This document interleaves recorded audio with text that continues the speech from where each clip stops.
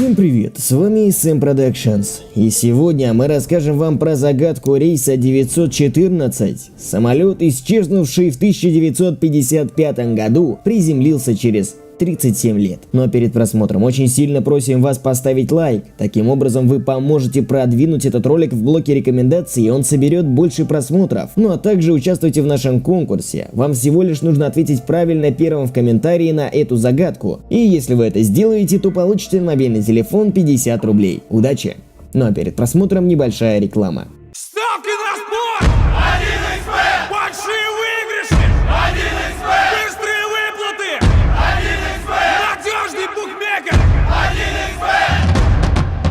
1xBet! Букмекерская компания. Подобно летающему фантому из зоны сумрака, чартерный рейс DC-4 с 57 пассажирами на борту приземлился в Каракасе в 1992 году, через 37 лет после его исчезновения в 1955 году во время перелета из Нью-Йорка в Майами. Но не прошло и нескольких минут, как самолет-призрак снова взлетел и исчез в облаках. Свидетельство очевидцев и записанная на пленку радиосвязь между пилотом и контрольной вышкой представляет неопровержимое доказательство, что эта кошмарная посадка самолета все-таки была на самом деле. Показания работников контрольной службы аэропорта, которые видели этот инцидент, совпадают по своей сути, заявил заместитель министра гражданской авиации Рамон Эствор. Но решающим доводом, по словам Эствора, является маленький календарик 1955 года, который пилот бросил на взлетную дорожку за несколько секунд до взлета и исчезновения DC-4. Я видел самолет.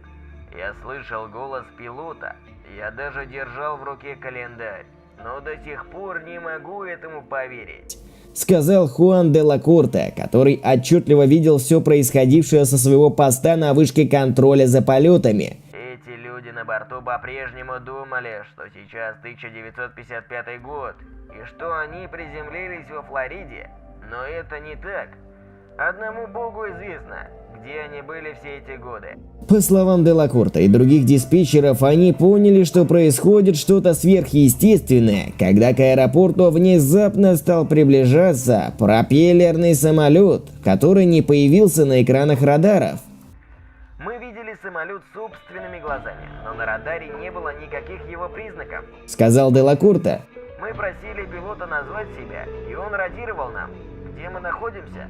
Голос его был испуганным и растерянным, но наконец он сказал, что выполнял чартерный рейс 914 из Нью-Йорка в Майами с экипажем из 4 человек и 57 пассажирами на борту. Диспетчер сказал, что после этих слов пилота в диспетчерской наступила тишина, все были ошеломлены. Пункт назначения рейса 914 Майами в 1800 километров от Каракаса. Я ответил пилоту.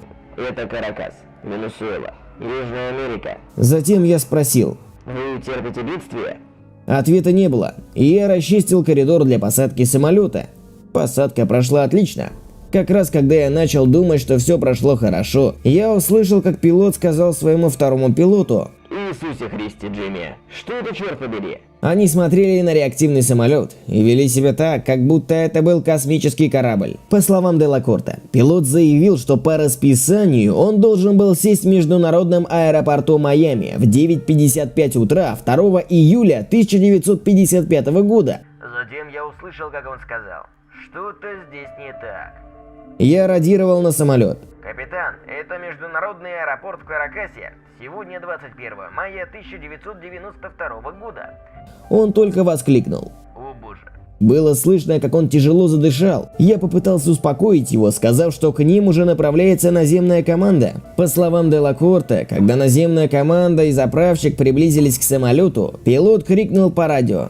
Нет, не приближайтесь, мы улетим отсюда. Позже работники наземной службы сообщили, что видели лица пассажиров, прижатые к иллюминаторам, а пилот приоткрыл окно своей кабины и махнул им, чтобы они убирались. Он махал какой-то папкой, сказал де ла Корте. Видимо, из нее и выпал календарик, который мы потом обнаружили. Пилот запустил двигатели, и самолет взлетел. Руководители гражданской авиации задержали все записи переговоров с бортом, а также найденный календарь, и продолжают расследование этого ужасного инцидента. Что вы думаете по поводу этого случая? Пишите свои варианты в комментарии. Ну а с вами был SM Productions, и мы надеемся, что этот ролик вам понравился. Если это так, то ставьте лайк, а также подписывайтесь на наш канал. Также можете посмотреть наши предыдущие ролики, например, про девушку, которая умерла в 1988 году, но ее фотографии есть и по сей день, которые делаются в настоящее время. До скорого.